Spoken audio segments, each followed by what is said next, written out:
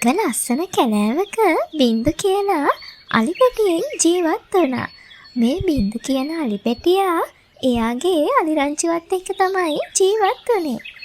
ඉතින් මේ බින්දු හරීම දඟයි. මේ බින්දුට අලුත් දේවල් ගැන හොයන්න හරීම කුතුහලයක් තිබ්බා. දවසක් එක සැන්දෑවක බින්දු දැක්කා ඈත පේන කඳුයාය ගාව රන්වන් පාටට මොකක්දෝ දිලිසෙනවා. ඉතින් බින්දුවේ දැකපු දේ මොකක්ද කියලා හොයන්න තියෙන කුතුහලය නිසාම අම්මට කිව්වා අම්මේ මම අර කන්ද පැත්තට යනවා කියලා. හැබැයි ඉතින් අම්මා නම් යන්න එපා කියලා තමයි කිව්වේ. මොකද දැන් රැවෙන්නත් ළඟයිනේ. ඉතින් ඒ අම්මා කියපු දේත් අහන්නේ නැතුව බින්දු ඉක්මනටම දුවලා ගියේ අර ඈත පෙනෙන කන්ද ගාවට. ඉතින් බින්දු මේ කන්ද දෙසට යනකොට මගදී යාගේ යාළුවොත් හම්බුණා. මුලින්ම හම්බුනේ ටිටි කියන වේගයෙන්ම දුවන ලේන් පැටියව. අනේ බින්දු ඔය පැත්තට යන්න එපා. පාරවල් පැටලෙනවා. මටත් එක දවසක් පැටලුණා. ටිටි දීපු අවවාදය කනකටවත් නොගත්තු බින්දු ආපහු එයාගේ ගමන යන්න පටන් ගත්තා. ටික දුරක් යනකොට එයාට මෝරා කියන එයාගේ ඉබියාළුවවත් හම්බුණා. කොහෙද බින්දු මේ දුවන්නේ? රස්සක් යන්නයි හදන්නේ. ආපහු ඉක්මනටම ගෙදරට යන්න.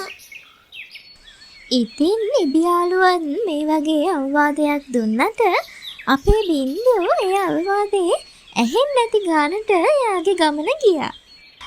ටික පරිසරය අඳුර වෙන්න පටන් ගත්තා. බින්දුට දැන් හොඳටම බයයි. එයා හොයාගෙන ආපු රන්වන් පාට එළියක් දැන් මැකිලා ගිහිල්ලයි තිබුණේ. චූටි වැහි බින්දුන් අහසින් වැටෙන්න පටන් ගත්තා. ඉතින් බින්දුට වෙන කරන්න දෙයක් තිබුණ නැති නිසා එයා අම්මේ කියලා මහා හයියෙන් කෑ ගැහුවා. හැබැයි ඉතින් එයාගේ දෝංකාරය විතරයි එයාට ඇහුනේ. බින්දු අම්මේ කියලා කෑ ගහන ගමන් හැම තැනම දිව්වා. ඉතින් ඒත් එයාට පාරක් හොයාගන්න බැරි වුණා. හැබැයි එක පාරටම බින්දුව මඩ වගුරකට ඇදගෙන වැටුණා. ඉතින් බින්දු තවත් හයියෙන් කෑ ගහන්න පටන් ගත්තා. ඒත් එකම බින්දුගේ යාළුවෝ දෙන්නා මෙතනට ආවා. ඔහොම ඉන්න බින්දු බය වෙන්න එපා. අපි ඔයාට උදව් කරන්න. ඉතින් බින්දුගේ ටිටි කියන ලේන් යාළුවා ඉක්මනින්ම ගහක් උඩට නැගලා ගහක තිබුණු ශක්තිමත් වැල් කිහිපයක් බිමට දැම්මා.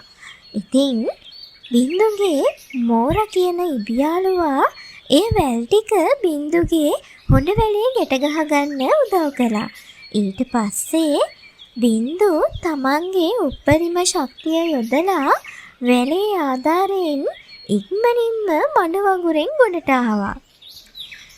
ඉතින් බින්දු තමන්ගේ යාළුවන්ට ගොඩාක් ස්තුති කළා.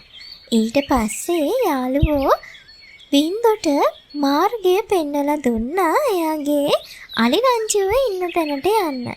ඉතින් එදා නම් ඔන්න බින්දු හොඳ පාඩමක් ඉගෙන ගත්තා.